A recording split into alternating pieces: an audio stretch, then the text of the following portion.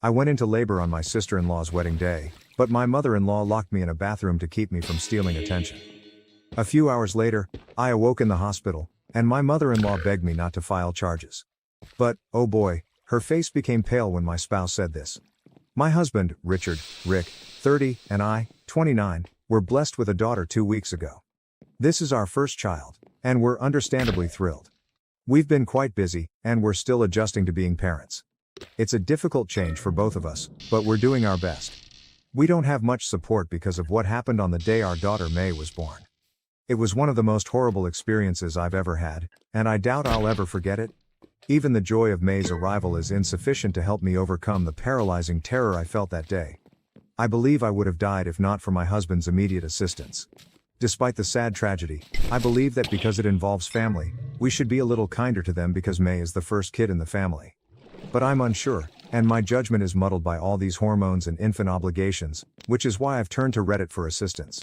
Please bear with me while I tell this lengthy and multi-character story. Rick has 2 younger sisters, Anna and Emily. Anna is 28, while Emily is 24. I have a pretty excellent relationship with both of them, and I don't believe there's any hostility between us. We aren't close because we're all busy with our careers and don't get together very often. Emily doesn't even reside in the same city as us, but we try to catch up and stay in touch through messages or phone conversations. Rachel, Rick's 53-year-old mother-in-law, is another significant figure in Rick's family in this story. While I get along well with Anna and Emily, Rachel is a completely different story. We don't always agree, and I believe she has issues with everyone, not just me. She's the biggest control freak you can imagine, and she won't stop. She wants things to proceed according to her wishes and desires. Her 3 children often accept her requests because she reared them after their father abandoned them. So they strive to make things simpler for both her and themselves. Furthermore, if someone dares to demand anything other than what she wants, she reacts, which can range from disapproval and moping to a full-fledged meltdown complete with tears and tantrums. Dealing with her is challenging, so I try to avoid her whenever possible. Rick gets this. He understands that his mother is troublesome, so he lets me keep my distance and deal with her as I see fit. On my end, I understand his feelings for her despite her domineering nature, so I let it go. She doesn't like me, therefore she doesn't interfere with my life, which works well for all of us. However, things spiraled out of control a few days ago, owing entirely to her actions. Now, I don't believe anyone will ever forgive her. Anna was getting married on May's birth date. It was a gorgeous ceremony, and her husband Jonah, 30, is Rick's acquaintance. He proposed to her about a year ago, and Anna asked me to be her bridesmaid. I had accepted. However, when Rick and I discovered I was pregnant, I had to suggest that she ask someone else because I knew I wouldn't be able to handle it. This was about 6 months after the proposal, therefore only 6 months till the wedding. I was 3 months pregnant by then. I expected repercussions from her for backing out midway, but I knew I needed to prioritize. I was very worried and jittery before telling her. I believed our connection would be strained indefinitely. However, to my relief and astonishment, none of it occurred. Anna was pleased when I informed her. She had forgotten about her wedding for a long time. When I told her I wouldn't be available for duty, she said, "Obviously, I'll be taking care of you." She even pondered rescheduling the wedding since she didn't want me to miss it, as I would have if May had been born then. That didn't happen for a variety of reasons, and she probably shouldn't have done it in the first place. It was a close call in the end, but she remained supportive throughout. Emily became the maid of honor, and I knew the 2 sisters were preoccupied with wedding preparations, so I didn't trouble them much during the pregnancy, which was traumatic for me. Nonetheless, they kept in touch as often as possible and came over to encourage me greatly. I feel a little guilty for not supporting Anna on the most important day of her life, despite the fact that she supported me the entire time. My mother-in-law was the only one who was upset about the situation. I believe Mom was angry that I couldn't be the maid of honor anymore, which caused some disturbance in the wedding preparations. That seemed like the only reasonable explanation, and I understood where she was coming from. However, the antagonism, for lack of a better phrase, persisted even after Anna accepted the pregnancy and my absence as maid of honor. The bride was not upset in the least, but Rachel began antagonizing me from that moment forward. It was strange, but I assumed I was on edge because of the hormones, and she was on edge because of the wedding. I assumed that all of this was simply building false narratives in my head. I ignored her as much as I could, and things were largely all right. During the wedding, things became out of hand, both physically and figuratively. I was completely pregnant, my feet were swollen, my abdomen was massive, and I felt like I was about to pass out. I still wanted to go to the wedding because Anna wanted me there.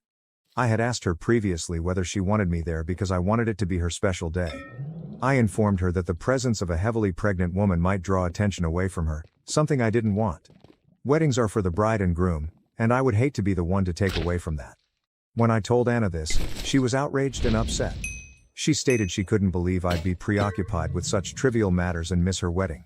She said she didn't care about the attention or the limelight. All she wanted was her family to be there for her on her wedding day. She told me I needed to come and not worry about the drama. I knew she meant it. She's not one to mince words. If she didn't want me there, she would have said so right away. But she did, and she stated it emphatically. I felt it was my obligation to be there for her. Despite my physical discomfort, I felt I needed to be present for her on her wedding day. I'm not going to lie, there were a lot of people whispering, but I tried to ignore them because I knew Anna was glad I was present. That was all that mattered to me at that moment. Rachel did not say much to me and glared at me the entire time. However, I was too uncomfortable to notice. I didn't have the energy to cope with her or understand her passive-aggressive conduct toward me, so I just let her be. She might glare all she wanted, I was not going to respond to her. Then came the big episode, which stunned and terrified everyone around me. I started feeling apprehensive just as the ceremony was about to commence. By then, I'd already met Anna. I got up and went upstairs, believing it would make me feel better and that I'd return when I did. Rachel had followed me without my knowledge. I went to the bathroom because I was sweating and feeling strange. Suddenly, my water burst. It was a literal flood, and I began to panic because, as much as I adore my daughter, she had picked the worst possible time to arrive. I couldn't think clearly. Thankfully, I noticed my mother-in-law in front of me. By then, I was crouching in agony. She raced to me, and I ordered her to take my phone and call Rick right away because we needed to hurry to the hospital. She helped me up and had me sit in the restroom. I gave her my cell phone. That is when she flipped. She claimed she'd make sure Rick arrived in an hour after the ceremony was complete since she didn't want me to take Anna's attention. I asked her if she was crazy and told her I couldn't take this for an hour. I tried to grab my phone from her, but she locked me inside and took it with her. So there I was, pregnant, with my child actually on the way, sitting on a toilet in a bathroom, without a phone or a spouse. I'm not sure how I didn't suffer a full-blown panic attack. Thank goodness I didn't, since I'm not sure what would have occurred otherwise. I stood up and slowly made my way to the door. I began beating on it. I yelled repeatedly. But no one heard me because the restrooms were on the first floor and everyone had already taken their seats for the ceremony. I screamed till my voice faded, but no one came. That was when I truly believed I was going to die, and take my baby with me. I was weary, wet, sweating profusely, and unable to speak. That was the last thing I remembered. I'm not sure what happened afterward. I passed out from tiredness. I can't recall how I got to the hospital. I know I did. A few hours later, I awoke in the hospital, sobbing with Rick by my side. It took me a few moments to figure out where I was and what was going on. When I noticed Rick crying, I expected the worst. Everything came flooding back, my mother-in-law locking me in the bathroom, my crying. And I believed May hadn't made it. When Rick saw I was awake, he breathed a sigh of relief and began crying in my arms. I had no idea what to make of it and felt a terrible feeling in my stomach. Then I saw the nurse enter with a baby girl, and I breathed a sigh of relief. I really wanted to hit Rick for messing with me like that. But he said he wasn't toying with me. He was just glad I was okay because I was unconscious when he found me in the restroom. I held my baby for the first time, and I don't think I'll ever forget the feeling. I don't think there is a better emotion in life. Nothing will ever compare to what I felt in those moments. Rick didn't offer me any specifics at the time, which I appreciate because I didn't have the energy to cope with it. I could hear a commotion outside and asked him what was going on. He stated his mother-in-law was outside and wanted to come in to see her grandchild. I described what had transpired in full. I told him what she had done, and how she had put our daughter in jeopardy for no reason. I also told him that I would never let her near my daughter. To me, she was dead. He said he knew everything.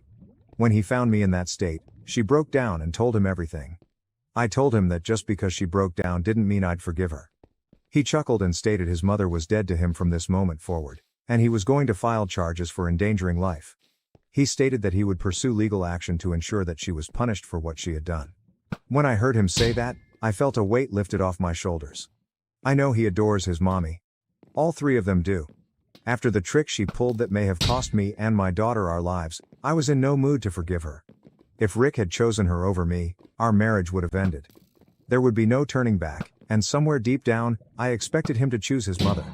Despite everything, Mom worked extremely hard to raise them. Maybe I didn't expect him to defend me the way he did, but I'm not complaining. If anything, it has increased my affection for him, if that's possible. I questioned him about the wedding, and he claimed it went well. Emily and Anna were waiting for him to call so they could come visit us. When I inquired if Anna was furious, he laughed and said I didn't have to worry about her at all. She had been smiling with pride and delight, saying that her entire family had attended the wedding and that May's birth was the nicest gift she could have gotten. I had tears in my eyes when he told me that, and I told him to call them right away. Anna, Emily, and Jonah arrived at the hospital shortly after I did. The best part, Anna and Jonah were still dressed for their wedding. Anna refused to pass up the opportunity to snap a wedding photo with her niece. I started crying uncontrollably. It was a truly heartwarming moment. After taking the image, I apologized to Anna for destroying her day. She hugged me and told me I was misinterpreting the situation. I had made her day. I told her about my mother-in-law's actions after we announced the pregnancy. Anna stated that the only thing I did wrong was not informing them sooner. Perhaps they could have put an end to her turmoil. I told her I didn't want to cause trouble, and Emily responded that any amount of difficulty was fine as long as I was safe. Even as I type this, I have tears in my eyes because I realize they love me like family. They saw me as more than Rick's wife. I was a family member. Anna is one of the best women I know. She is so safe and happy. It's no surprise she is where she is today. I don't see how Rachel is so different from her children. It's as if they saw her and concluded that was not who they wanted to be.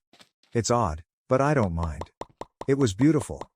Apparently, my mother-in-law was still outside. Anna had informed her on her way in that she would ensure Rick and I filed charges. My mother-in-law wanted to come in and see May, but I didn't want her anywhere near me. Anna stated we needed to protect ourselves from her. She apologized to me, saying she hadn't adequately addressed her mother's overprotective impulses or made it obvious that she had no objections to my pregnancy. She stated that if she had, perhaps the situation could have been avoided. I told her she had made me feel safe, and there was no way she was to blame. Rick was outside the entire time, conversing with my mother-in-law. When I was discharged and returned home with May a few days later, Rick informed me what he and my mother-in-law had discussed. He claimed he had informed her that he would be filing charges and that she could deal with it because nothing would change that. He also warned her she was never welcome in May's life. She was not her grandmother, in any way. She opted to endanger my and my unborn child's lives over a perceived slight that didn't even bother her. He also stated that the money he had been giving her, my mother-in-law was living off of Rick and Emily's money, would be significantly decreased. She burst into tears, stating she had worked her entire life for her children and did not deserve this. Rick said that, while he recognized and appreciated everything Mom had done for them, she did not have control over their life. He said she was in the wrong and that he had been ignoring or making excuses for everything she did for years, but no more. When it came to May and me, she needed to realize she had crossed a significant line and demonstrated she was not safe to be around, especially because Anna had never had an issue. Rachel explained that, as a mother, she understood Anna's reluctance to have me in the spotlight. But Anna overheard and ripped into it. So, we will definitely proceed with the lawsuit. But Rick is managing it because I have a newborn to care for and cannot be bothered with the drama. Rick said he'd handle it. None of the siblings are willing to speak with her anymore. Anna has entirely cut her off, and Emily only speaks with her when necessary. Rick and I are clearly out of touch. I don't believe my mother-in-law anticipated this. Maybe she honestly wanted to protect Anna, no matter how twisted that seems. I am not defending her in the least. But I still feel awful for her since it all went so wrong. Now, part of me wonders whether they should discuss it with her because it feels wrong and horrible to me. I do not know, maybe I'm not thinking clearly. I know if I mention this to Rick, he'll go crazy. He is irritated with her and is unable to look at her right now. I had not anticipated this, yet here we are. Update 1. Well, any reconciliation is out of the question forever. I realize I haven't updated in a while, but, well, I'm a new mother. I've been busy keeping both myself and my child alive. The good news is that May turns 8 weeks old in a few days, and we're all very excited. Anna and Jonah have been a great help to Rick and me. Emily had to return to work but still calls practically daily. May is truly the light in everyone's eyes. They adore her, and the group chat is filled with her photos. There has been no communication with my mother-in-law. I persuaded Rick not to press charges since we had too much on our plates and it would serve no purpose. Rick was reluctant, but he consented because neither of us had the energy to do anything else. When we told my mother-in-law, she seemed grateful. I say appeared, because the woman is indeed insane, and she showed everyone her true colors shortly after. Rick and I awoke about 1 a.m., a loud banging on the door. I assumed it was a heist, so I fled and hid with May as Rick attempted to open the door.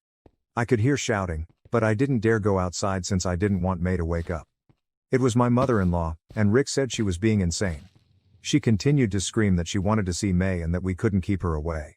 Rick claimed he had to scare her with the cops before she backed down. She was trying to force her way inside. We quickly notified Anna and Emily because if anything was wrong with her, everyone wanted to know.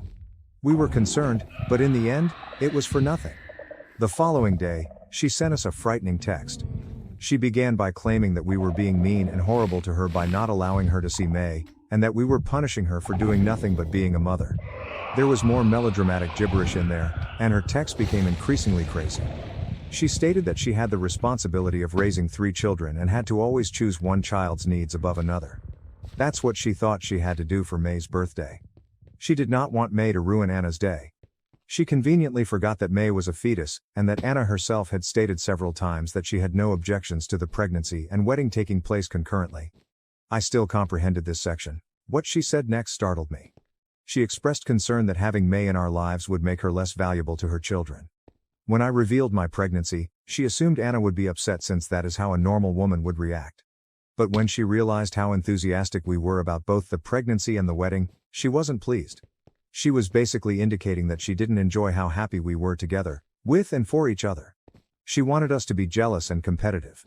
She stated that when she discovered the due date was close to the wedding, she hoped Anna would be upset with us and that May would not dominate everyone's attention. But it did not happen, and everyone was just talking about May. She said she felt disrespected that a baby who hadn't even been born had stolen her position as the siblings' unifying force. She continued to type while I requested Rick to block her. I told him she was insane and dangerous to me and all of us. I've got a continual headache since I saw those messages. I can't believe a woman over 50 is competing with a 7-week-old infant. It doesn't make sense to me, and it doesn't need to. Because I'm done with her. I'm done making excuses for her actions and attempting to understand her intentions. I don't care if she ends up in hell. We forwarded the messages to Anna and Emily, who are also upset. They suspect she is experiencing a manic episode. Emily stated that she will travel down to have my mother-in-law checked at a facility. I think that's a terrific idea, but I'll remain out of it. This is insane behavior, and I no longer want anything to do with her. Update 2. We have a restraining order against my mother-in-law. She did not try anything else, but we are being cautious. Emily had her tested and met with both a psychologist and a psychiatrist. Everything is okay with my mother-in-law. She was diagnosed with generalized anxiety disorder, but that was all. The doctor stated that there was no underlying medical basis for her behavior and advised Emily to seek therapy. Emily has since made no touch. She stated she would be eager to help if something was wrong, but my mother-in-law is cruel, and she can no longer stand her. I completely understand and share your point of view. If she had a psychological problem, she may have received my sympathies and help in a few months. But once that's ruled out, we know who she is. There is no way to reconcile it. This is why we sought a restraining order.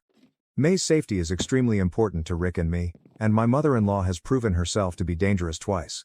Furthermore, she harbors animosity for May in particular, so we must take extra precautions to keep them apart.